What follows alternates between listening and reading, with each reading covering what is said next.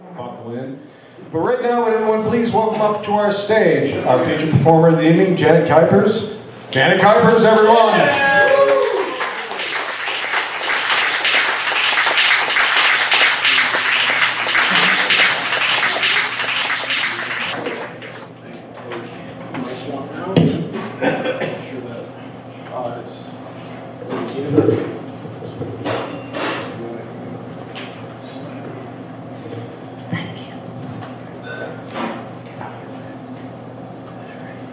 Hi.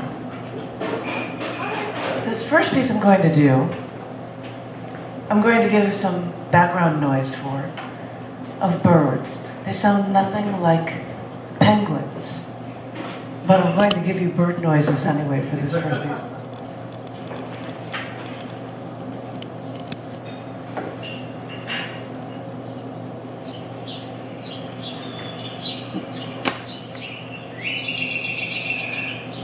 The gentoo penguin, they run down the mountain to the rocky edge overlooking the southern ocean.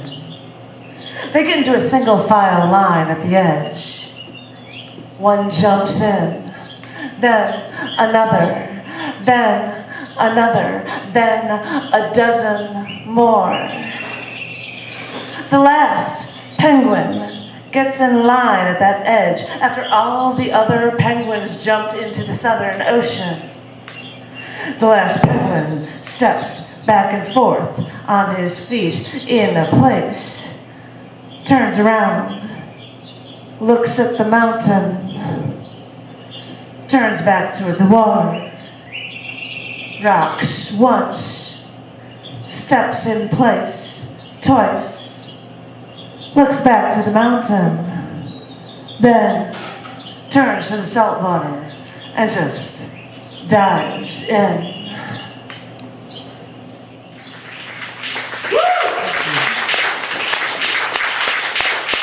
I start with a really short one because I work with Scars Publications, which I'm editor of 2 literary magazines there, CC&D and Down the Dirt magazines. If you want to know anything about them, go to http://scars.tv. And I'm sharing that with you because Scars Publications just released a slew of books of mine, and a few of them are about Antarctica. The first one that you're seeing in my hand is Antarctica Wildlife. It's got lots and lots of pictures of penguins and a few other animals as well. Another one is Antarctica, Earth's Final Frontier. It's amazing scenery that will never be seen again because of the changing landscape always for the seasons. Their color images, they are available for, I believe, $17.99 and $25. But if you want to, because they're available through Amazon, you can bug me for them and you can take my copy and you don't have to pay shipping and handling. However, there are also a slew of other books that have been released from Scars Publications. I'm really thrilled because this year, a small book that has sections of interviews of mine as well as journal entries and select poems over many years has just been collected and put together, and is called In Depth. And since I'm wearing silver on this cover, I figured I'd wear silver for you guys now. But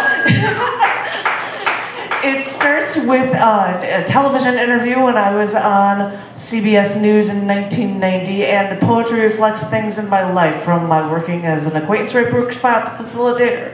It does 911. It talks about me almost dying in a very severe car accident and relearning how to walk and talk and eat, and there's all sorts of stuff in here. And this little gem is only $10. And you don't have to pay the shipping and handling if you want to buy one of these copies off of me right now. $10? Only $10 to get it. Holy cow, that's incredible! I can't believe it. I told you I was the literary magazine editor of CC&D. This is a collection of my material that has appeared in many issues and shippings of CC&D that is called On the Edge. And if you can see how huge this is compared to In Depth, this one's only $12. What? I can't believe it, that's insane. So if you would like to see a bunch of poetry from me, you can get this from this collection as well. I'm tossing it over here because I've just got so many books. There are also 2 collection books of performance art shows, because as you can kind of infer from me, I do a lot of performance art stuff. In the chapter 18, 28, 38, 48 series, I've got volumes 1 and 2 of chapter 48, volume 1, which has just about the coolest shot of Chicago I've ever seen on the front cover. It's got a bunch of stuff from a number of years, and just because I've got so many books, there's volume 2 as well, which has a shot of Chicago from the skies, because not only does it show things from Chicago shows, but also from a few shows now that I've moved to Austin, Texas. So there's a lot of material in all of this stuff, and a lot of the stuff I'm going to share with you in this show, a lot of it is from this book, which, as I said, is only $12. Get a load of that. And there are a few copies here if anybody wants to grab them. You could buy these things from Amazon, but you'd have to pay shipping and handling it. You could have it in your hand right at this very moment. So anyway, now I'm going to start just reading poems for you from another show of mine that of course appears in this book. This is called Jumping, Flying. When I took over the controls, I feared the airplane would fight me back and gravity would take me to a tumble.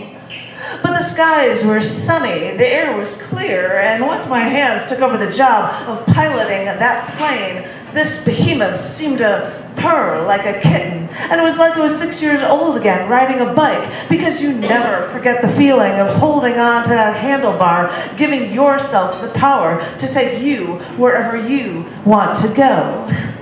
Like a conductor, I directed that plane above the clouds, seeing the winding streets no wider than strands of hair.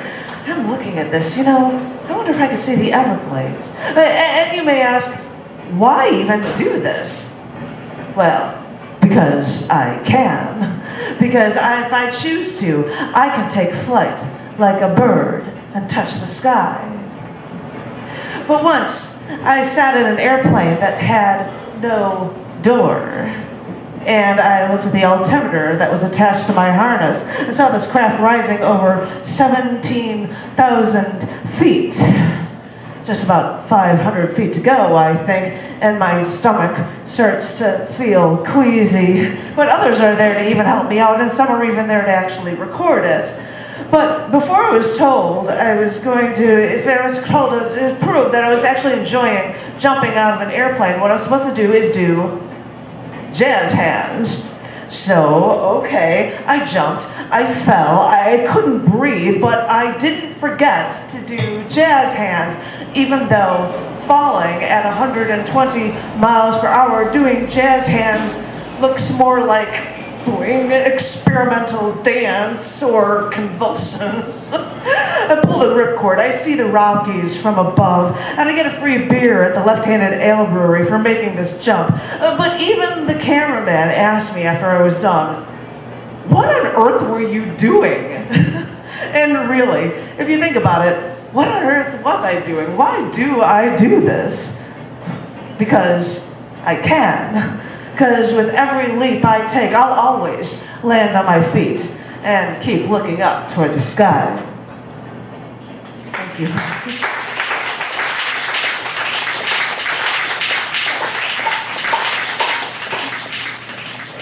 And the only true happiness this way lies.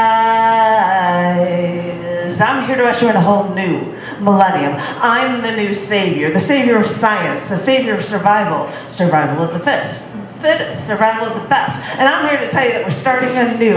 So fasten your seatbelts, place your seat trays in their upright and locked position, for it's a bumpy ride, and I'm here to tell you why. I'm here to usher in a whole new millennium, millennium of reason and logic and strength, and you need a leader, so I'm stepping up to the plate. You keep asking for a big brother, and I'm here to set you straight. You want someone to wipe your noses for you? Well, pick up the damn tissue and do it yourself, because when you give up your rights, you take away mine, and we're not having any of that. I'm here to usher in a whole new millennium. And they say that Eve ate from the tree of knowledge, but she shouldn't have stopped just there, because it's now time to take it all back. And I'm here to tell you how it's going to be done. Stop asking for things and start working for things. You're looking for peace in all the wrong places. You're asking your leaders to save you from yourselves. but your leaders are losers, and they're worse off than you. It's time to make choices, and it's time to lay claim to everything that we've been blindly giving away, because I'm here to usher in a whole new millennium. Take charge of yourself, and I'll take charge of me. I'm my leader, not yours. So wipe your own damn noses. And take it in your own hands, people. Mold your own tools. This is the new millennium, and this is your chance, because no one should be showing us how to fail. People mastered that feat a millennia ago. I'm here to usher in a whole new millennium, and I'm waiting for you to usher in yours. Because the only true happiness this way lies. Thank you.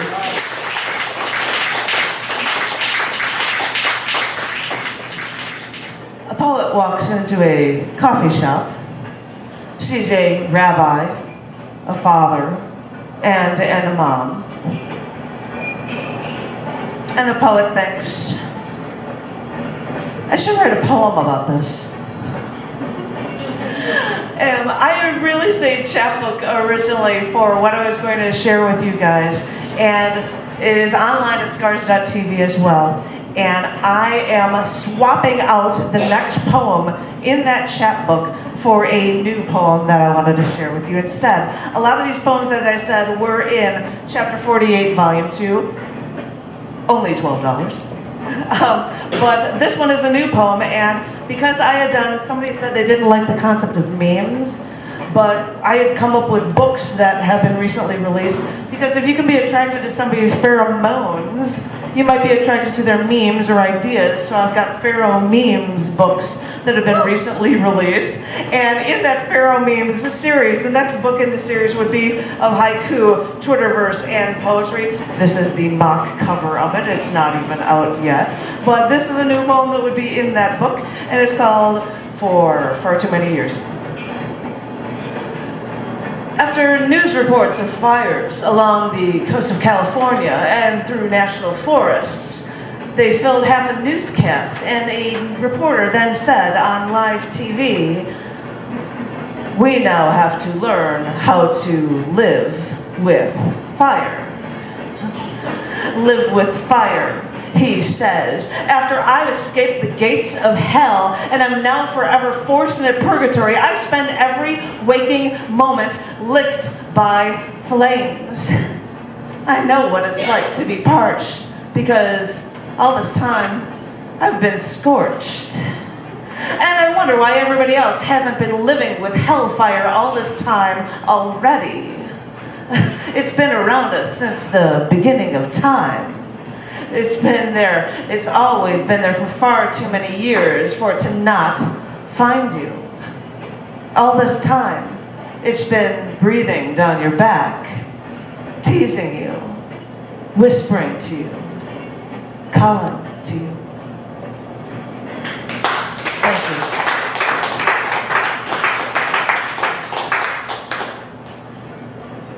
I had a dream the other night.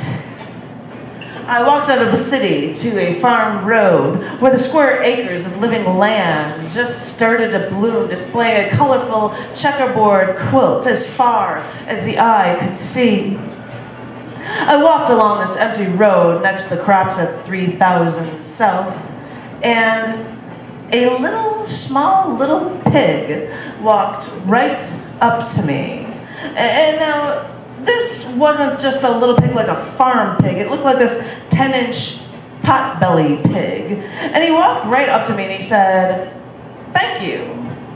Thank you for not using cosmetics tested on animals. I know you humans are pretty smart. You've got to be able to figure out a way to make yourselves pretty without killing me." And I said, "I think that companies don't worry about the animals unless it's the chemicals are toxic, which means it's toxic for humans." The little pig then snorted. "Which lives are worth saving?" The little pig then said. "Cutthroat corporations don't answer questions like that," I said. And he said, "I know, but thank you anyway." And yeah, I had that dream the other night where I walked out of the city and there were neatly paved bicycle paths and trash cans every 50 feet and trash every 10. And then in this dream, a raccoon came right up to me. She had a few little baby raccoons following her. It was so cute. I wish I had my camera. And she spoke to me and she said, "Thank you. Thank you for not buying furs. I know you humans are pretty smart. You've got to be able to figure out a way to keep yourselves warm without killing me." And I said, "You know they don't do it for warmth.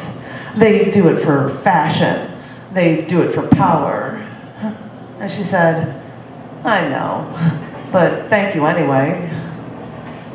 And then I walked a little further in my dream, and there was this stray cat.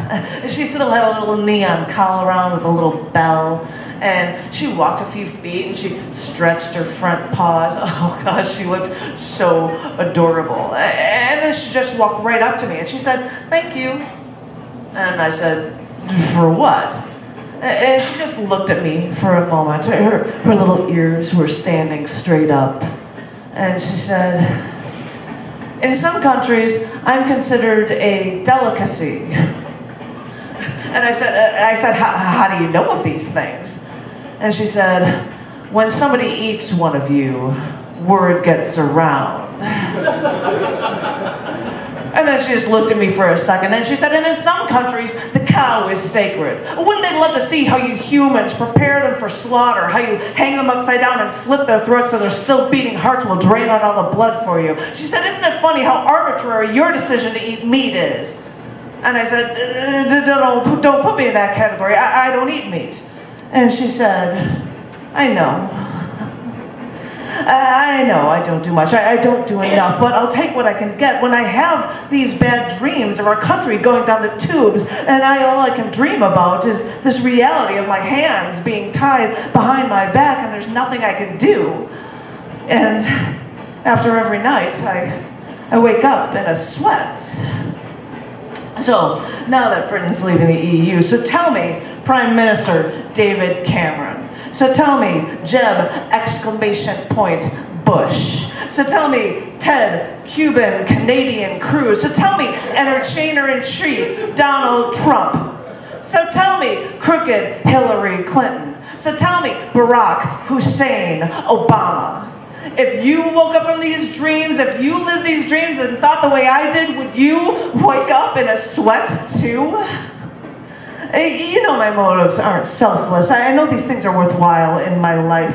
I like to find a cure to these man-made diseases before I die of them. And I mean, I'm not just a vegetarian because I think it's wrong to kill an animal unless I have to. I also know that the excess protein pulls the calcium away from my bones and gives me osteoporosis. And I know that we could be feeding 17 times more people with the same resources used for meat production.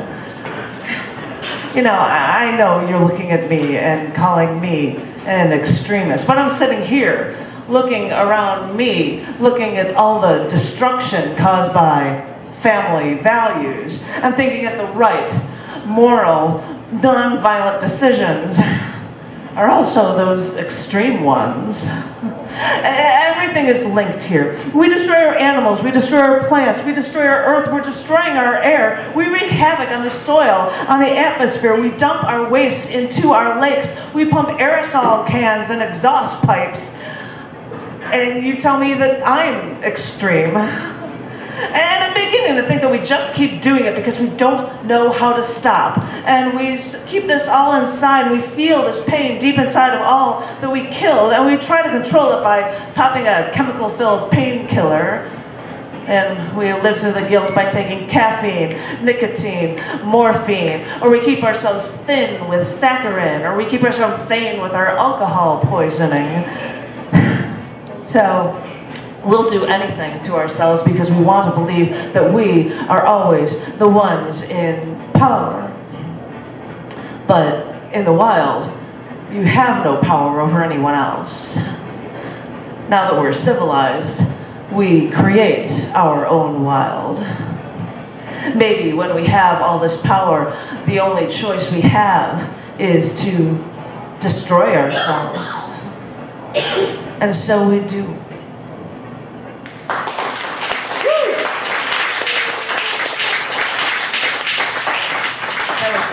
That was a long one, thank you. And yes, it's a joy being in Texas. Sorry, I miss it here so much, and I love you guys, I do. But you know, in Texas, you see like giant flags, US flags, waving for pride and everything, but you also see bumper stickers on cars telling everyone to secede. So it's like trying to make sense out of that. Exactly. This next poem I'd like to share with you, that was at an open mic, and a poet there was passing out cards to people. This is the card that I got, and it was blank, and he said, write a poem about this card. And I'm showing it to you because I wrote a poem on the spot. It's really tiny, so I've got fingerprint here, and it is called Quieted Soul. It is also, why I should keep saying it, is in chapter 48, volume 2. As I said, only 12 bucks. These are such a bargain. So anyway, this is Quieted Soul. Drop you in a strange house, in a strange land. Have a seat, they say. Relax, enjoy, but you feel so tense. And you don't know which way to turn, and that house is hollow because only your soul will make it a home. So the sun beats down, and you're at a loss, not knowing what to do. So you slowly sit down, catch patches of grass in your peripheral vision, wonder what steps you have to take so that you can build a ladder to the sun and turn down that damn sun, because with the sun so strong on this foreign soil, it scorches the streets and strips the life from all of our souls. So sit here stoically as the sun stares at this strange land. Search for ways to quench that quieted soul once more.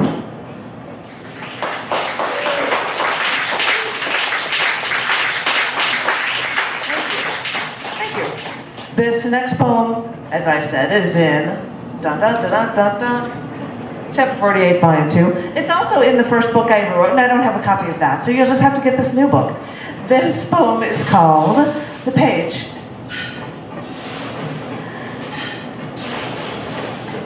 And you could still appear in the paper I held in my hand, rippling page waves of the dorsal fin of a shark circling my head, watching its prey. I could touch this page and still feel the rose I threw over the mahogany box in the November cold, the grass covered with ice, cracking each time I took a step toward you. I could feel the pain in the paper, and I could still feel the cold marble freezing my fingers, and the etched message on the stone would still take hold of me the way you did.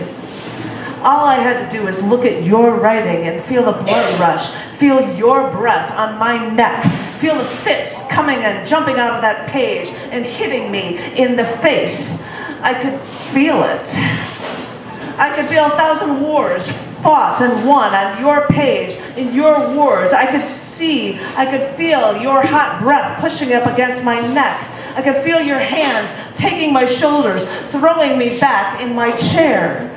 I would look at your paper and see out the window the masses rising, rioting in the streets. I could feel the tide rising from your thoughts.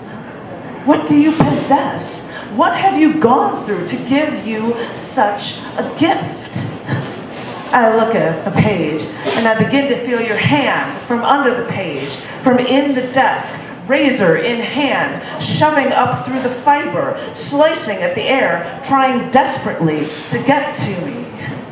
And I get up from my chair, walk over to the bathroom, almost like memorization. I feel nothing but the drive you felt. In the mirror, there are cuts on my face. Thank you.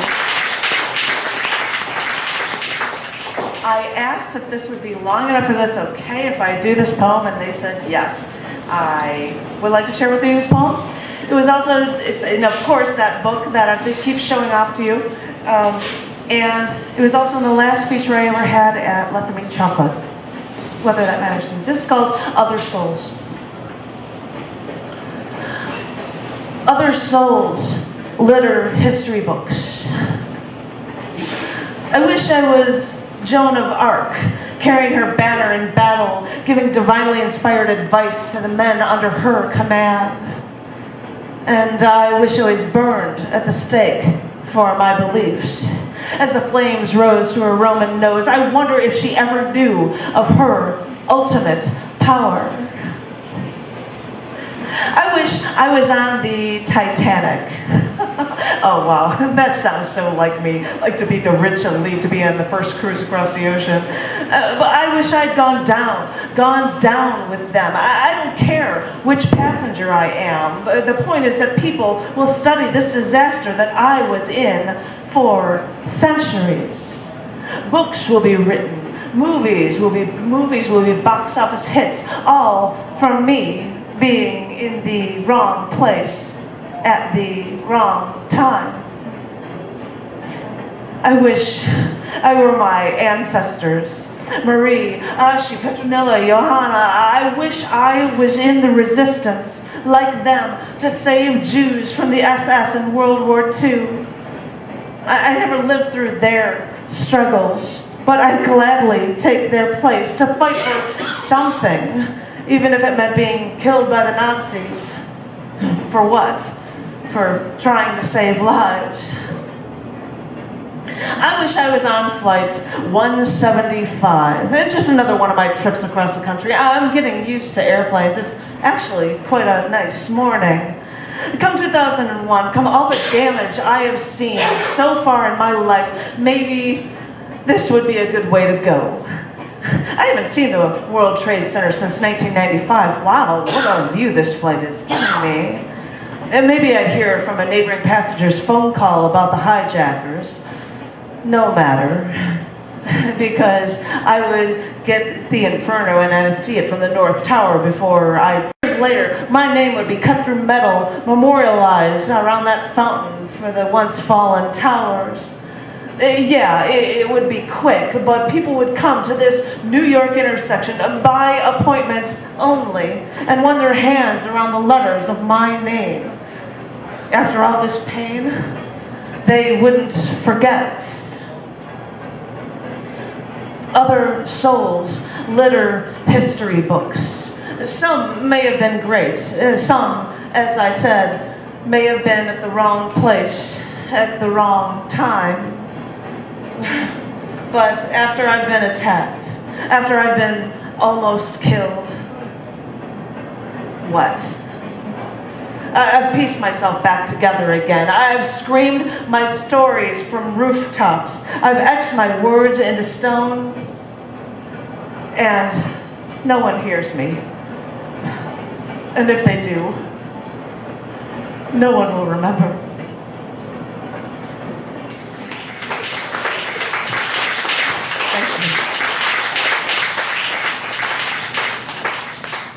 Saying these are all in the chapter 48 V2, but this one right here, just because I happen to know this, this one, Yearning to Break Free, is not only in that, but is also in one of my Fairmemes books, show poems from past performance art shows, and like the others, I've only got 2 copies of this one, it's only $10. Get a load of that. What a bargain. This is called this is called Yearning to Break Free. Asked a guitarist once why he's always breaking into song. He told me that he had to have he always had to fill his head with music, or else a billion ideas would overflow his brain and he wouldn't be able to focus on anything. I thought about this, and I wondered if this was the plight of the creative. How that we're just bombarded with all these ideas. They attack us, they assault us, they bombard us, they infect our brains. And then every once in a while, we let one crystallize. We give our scattered minutiae a form, and you call it a work of art.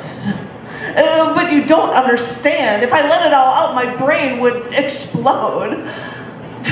I suppose these are the trials of the creative, with all these ideas scratching at our brains, yearning to break free. And us creative types, we're left to pick up the pieces from what is deep within us and decide what is worth sharing with the rest of the world. You call it an art. I call it what keeps me sane.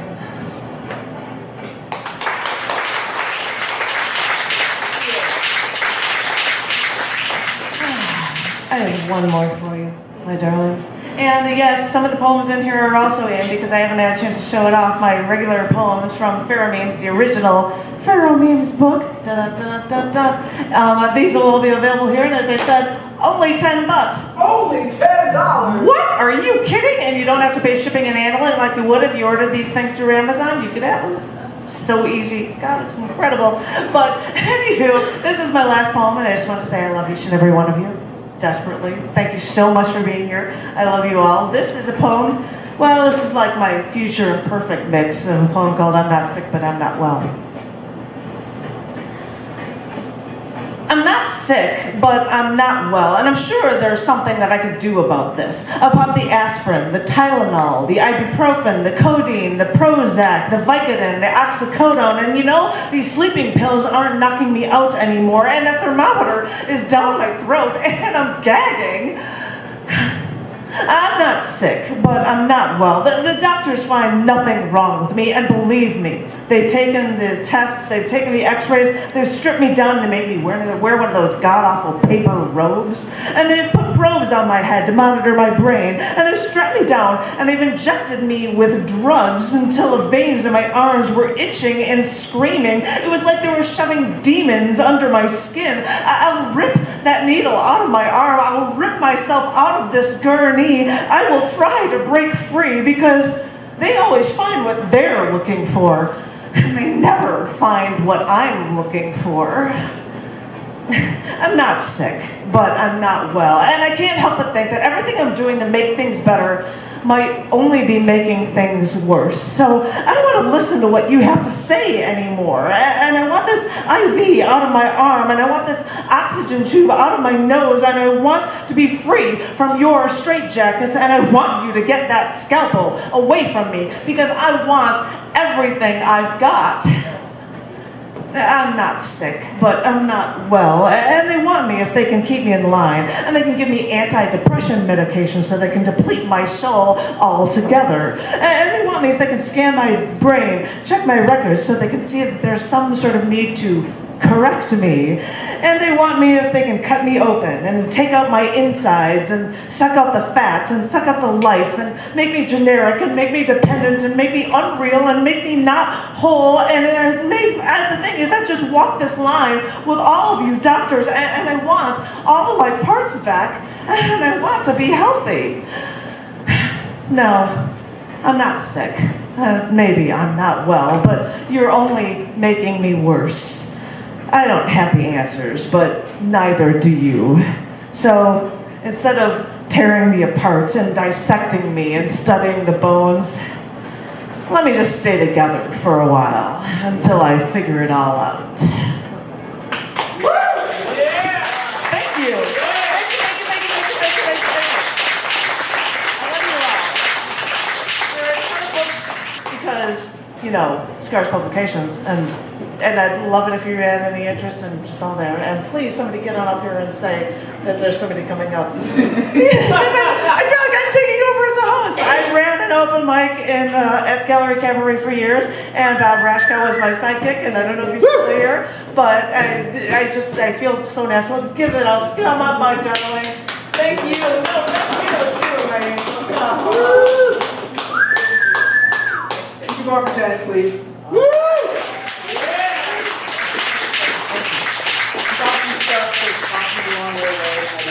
I'm never around. You have to save this stuff because I'm not going to be here. Yeah, there you go. I've driven it, I've flown it, I've taken the train. It's actually a very nice city to go home to or be from. I like Austin a lot. But yeah, that stuff costs money. So Yes, it does. give Janet your money, please. Give her another round of applause.